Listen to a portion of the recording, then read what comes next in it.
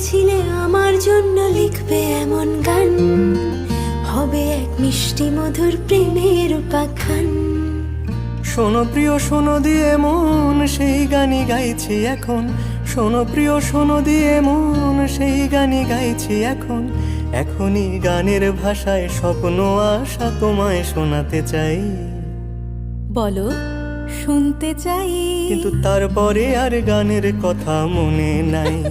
হায় হায়, তারপরে আর গানের কথা মনে নাই।